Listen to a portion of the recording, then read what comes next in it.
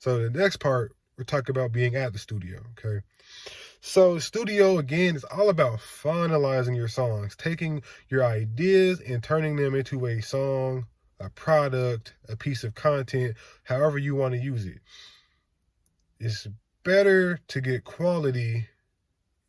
That's the most important thing, really. I don't have another thing to add to that. Quality is what it's all about. And the studio is what that's there for. That's why you're paying the money, okay? Along with finalizing the song, this is also an opportunity to perhaps get the song mixed. You can use this time not just to record stuff, but also to have your engineer mix things down, depending on what kind of agreement you have with the studio, with the engineer, etc. So sometimes guys will, it depends. Like you might have guys that can just mix it on their own time for a flat rate. They might charge you for per hour, but they do it on their own time. Some guys will let you sit there with them and mix it with them. Not necessarily being on the boards unless you know how to use the software or the equipment, but you can be in the room with them while they're doing it and kind of give them guidance on what you want them to do. I want this louder. I want this panned. I want this to have reverb. I want this effect to be drier. I want this more wet, etc. So it's a good opportunity for that too. But again, use that time wisely. So you don't want to last minute be like, oh, we're going to mix now because we have some time. It's like, nah, you want to go into that session for mixing, intending to mix. And you want to go to a recording session intending to record. If there's time to do a little mixing at the end, that's fine. But a mixing session should be a mixing session. A recording session should be a recording session. If you're doing both, that's fine, but that should be planned ahead of time so there's no surprises. And so your engineer has the time that they need to make this thing sound dope, okay? Cool. So you might get mastering going too. For me, this is something I typically do after the mix is done. I sit there and listen to the mix and everything, play it in my car, play it in different things, show it to a couple people I know, and then kind of see what the overall consensus is, make sure it's sounding hot. At that point, we can send it off to mastering, where we try to get it loud to radio level, where it can be at the same level as the other stuff that's being streamed or played out there, so it's not quieter, because a lot of artists, their stuff is too quiet, and you need your stuff to be loud so it can cut through, or at least be at the same level as the other industry standard stuff, okay? But mastering could be a whole different deal. You could get it mixed at the studio, you can get it mixed by whoever you wanted to get it mixed by. It could be a whole different entity, and then you can have that all done. You can send it to somebody completely different for mastering, and it's typically could be $20, $30. It depends per track, sometimes more, sometimes less. But that's something that can happen at the studio, but it's not super duper urgent right this moment if we're still in the process of making the song and it's not completely done yet. Okay, but studio, again, it's about finalizing the song. You already know it, you've got it memorized, you know what the song's going to sound like, you have a good idea. Now you're going there to get a final version done that's going to sound hot. You got the vocals in the studio quality microphones. The engineer is a master at this. The room is treated. The equipment makes it sound even nicer, etc. Okay, that's what the studio is all about. Okay. Now, so one big key, going back to all the equipment, the engineer with the high skill level, the microphones, everything, the rooms being treated, it's expensive. Studio time is expensive, typically. Now, there's different levels of studios. You got beginner home studios that might charge you to come through, where they might be like $25 an hour. You got higher level studios that might be like $50 an hour. You got pro level studios that might be $75, $100 an hour. And there's some that might even be more than that. The one I typically go to, Mirror Sound, is $75 an hour. And that includes the engineer and that includes the room. That's where me and my team typically go. And that's because I have a relationship with an engineer there. I've been working with that guy since 2012, 2013. So he knows what I like and stuff. But anyway, so it's expensive overall is what I'm really trying to say. Not only is the time expensive, but you got to keep in mind all that equipment. Like, you could go into a room, it could be $500,000 worth of equipment in that room, so the studio has to make their money back somehow. And that is artists coming through and doing their thing. You're using this space and this time and this engineer, this recording process as an opportunity to get, again, quality product or a quality song or quality content. That's what this is about. So this is an investment into your brand, your business, your artistry, yourself. Don't waste this money, please. Again, get it right. Take your time getting it right at home, in places where you're comfortable, before you bring it to this place where you're going to be paying hourly rate for a set amount of time, where there's a time limit, etc. Okay? This is not for clout. This is not for the gram. Now, you may say, hey, Paris, we see you posting pictures at the studio all the time. Well, that's because I try to use Instagram to show you guys some cool shit that happens in my everyday life or week to week. Frankly, I have so much fun because I'm so passionate about music. When I'm at the studio, I'm just really in the process. I'm enjoying it, but I'm also making sure everything is going right and according to plan. I don't really be having time to sit there and take a whole bunch of pictures. I try to get a few because we do have a person that's helping us with social media on my team, but I really enjoy life more when I don't have to worry about social media. I'm just going to be super real with y'all. I'm going to do this kind of stuff to help out, but you enjoy life so much more when you are just living your life and you're not trying to worry about how many followers you got, how many likes you got, or people comment and all this stuff, But numbers are important, especially in this day and age with social media and streams and things. But on the real, for real, I just enjoy my life so much when I don't think about all that stuff. So that's why I don't get super caught up in trying to get every little moment. But we do, I think, need to get more behind the scenes stuff in the studio, some good quality videos and good quality pictures. And so that's something I've been thinking about. But anyway, I say that to say you don't want to be there just for the intent to get this stuff on film so you can show it off to people. Oh yeah, look where I was. You want to be in the studio to get your product. You're there putting money in, putting work in to get product, which is that song or that audio, etc. Okay, so again, it's not for clout, it's not for the gram. Those are additional benefits that can come with being at a professional recording facility, but those are not the sole reasons for you being there. And if you are there, if you want to spend money just to look cool and be like, yeah, I'm at a studio, and that's on you, but that's not what it's there for, and frankly, your engineer, your producers, etc., everybody else in that room taking it real serious, they might not appreciate that if that's your approach to this whole operation. Just keep that in mind. You're there to make quality product. You're not there for clout. You're not there for the gram. The gram and the clout come with your hard work you put in, but those aren't the reasons for being there, okay? So priorities. That's what I'm trying to say. What are your priorities? Make sure you got those in line. Make sure you got those right, okay? I'm going to add, call around.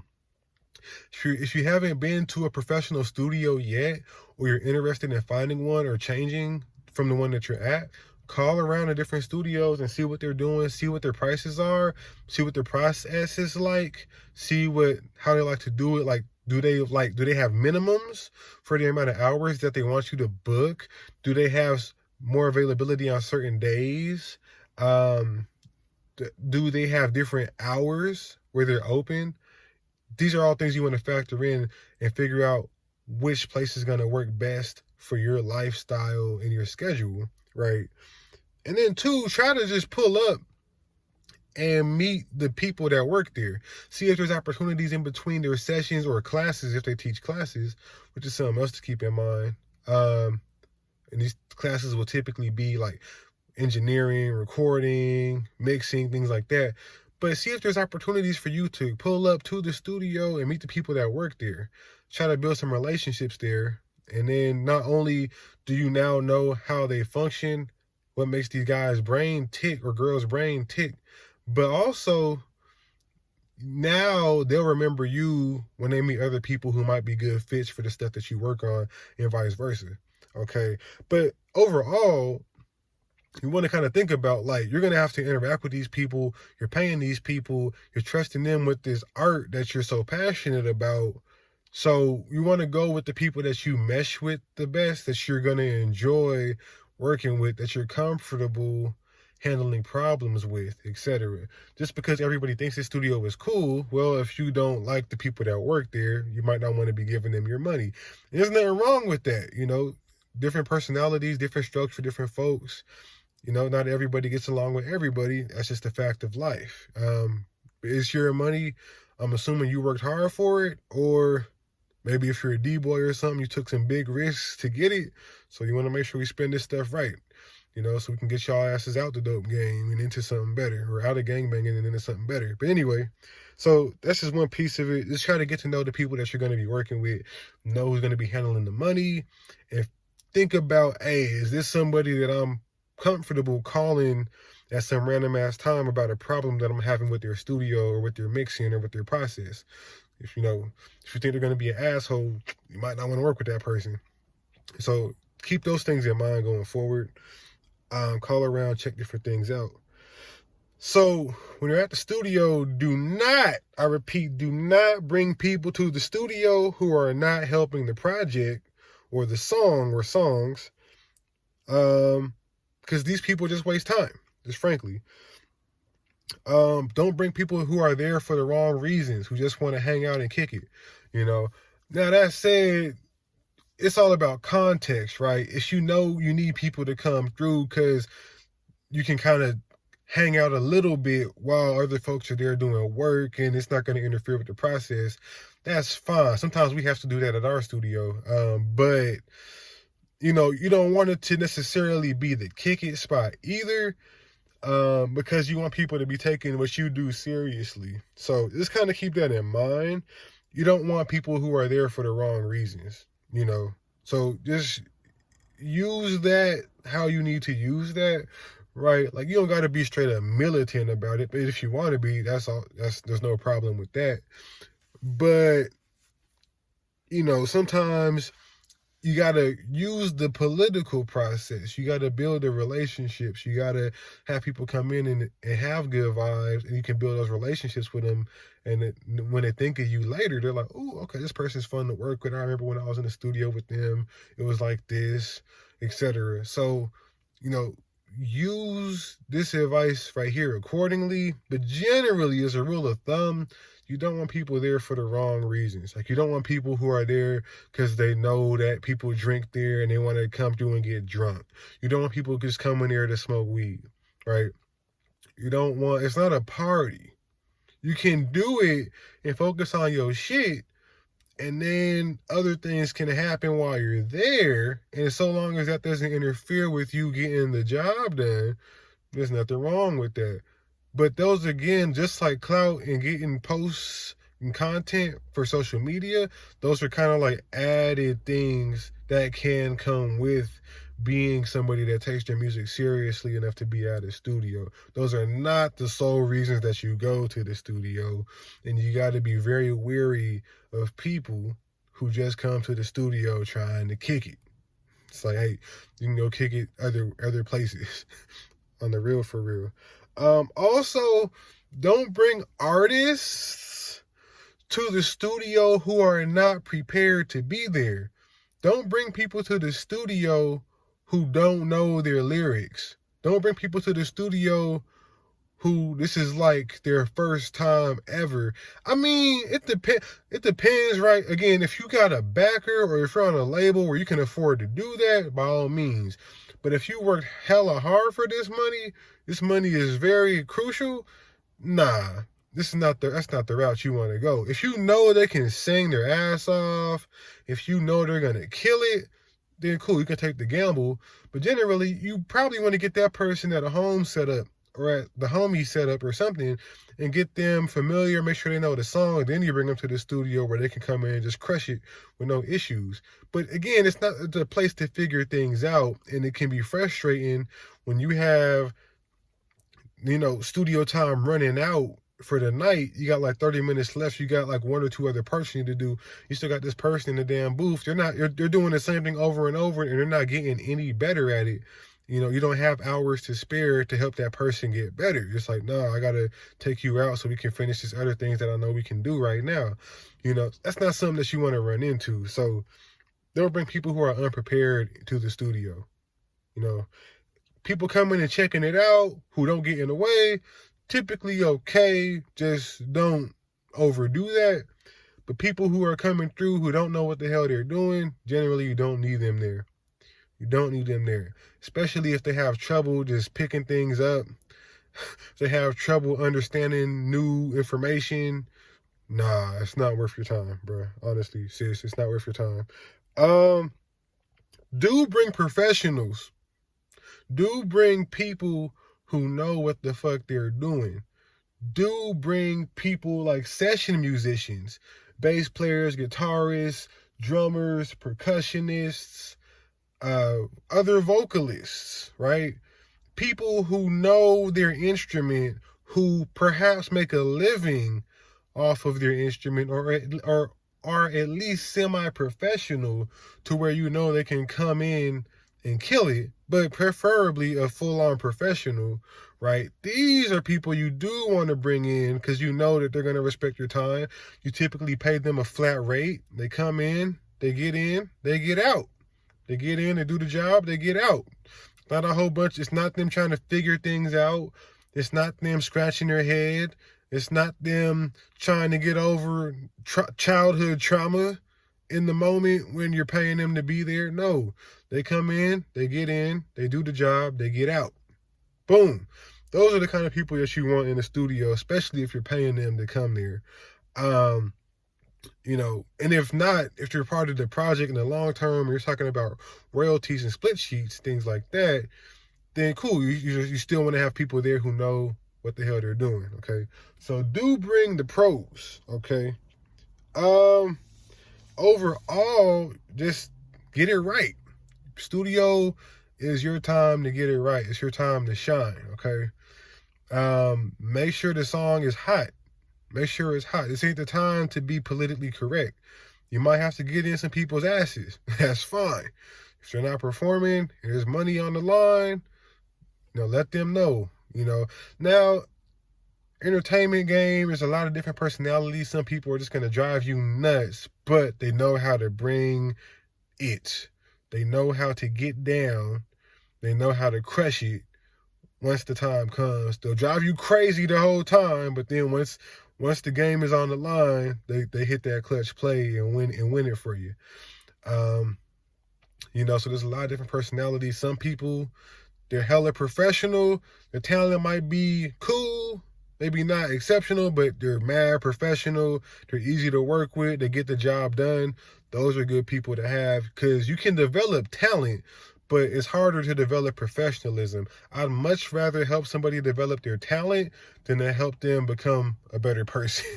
Now I've worked with a bunch of kids, right? A whole bunch of kids. I've taught this stuff to a whole bunch of youth. And so I never mind, helping young people with their character traits and to become better young women and better young men. But I don't want to do that with a grown ass person. That's not what I'm in this game for. 25 and up, you should know what you're doing. Some people getting in the game late, that's fine. Just know that you're going to be met with more hesitancy, right? Generally, a lot of guys out here, their thought process with music is like, hey, if you ain't been doing this already, age 25, if you don't understand how this stuff works already, I don't know if I really want to help you. I'm not saying I think that way. I just know a good amount of other people who do. They really look at your age and they'll judge you really harshly on your age. That's just how the game goes. So keep that in mind. But again, generally, I know this is on a tangent a little bit, but and a lot of other folks feel this way. You got talent, you got character, okay? If the talent is fantastic, but the character is trash, I'm not going to fuck with that person. If the character is fantastic and the talent is not that great, I'm down to work with that person. You get a lot of people like are in the middle, But generally, this kind of balance, I know this is kind of weird, but good character for me outweighs talent every time. I can develop your talent. I can make you a better musician, but I don't want to make you a better person. I want you to come in already a good person and let me help you with the talent side, with the music side, with the artistic side, with the business side. I don't have time to make you a better person. But anyway, that's a tangent. Get it right. Again, quick review, quick summary. Before you go to the studio, get the song right at home. Get the song right at home or at the homie's house, on your phone, on your laptop, somewhere. Get it down, have it memorized, because you don't want to go to the studio to figure things out. That is a complete waste of money and time. And time is money. So now you just multiply that on top of itself and you have a clusterfuck. No, we're not doing that. Get it right before you go to the studio. When you're at the studio, you're focused. You're making this great product that you can sell, that you can distribute. Like Russ said, your songs are representatives of yourself. Every song is a salesperson that sells you as a person and as a brand. So let's make sure that salesperson is solid and ready to go and good. Let's make sure that song sounds excellent. Let's make sure we do this right. Follow the tips I said in this video. You will come out with great songs in the studio every time. Another thing I'm going to throw in here, communication. Communicate with the engineer exactly what you want. Do not be afraid to ask questions. It's better that you ask questions even if you think they sound stupid than to not ask the questions and then you never get the answer, and then it's just assumptions being made at that point. They're doing things that they think sound good without checking with you first, and vice versa. So communicate with the engineer like crazy. Even if you seem annoying, it's better to be annoying and over-articulate at all times than to under-communicate and have errors get made. And again, you're wasting money, you're wasting time. We're not about that.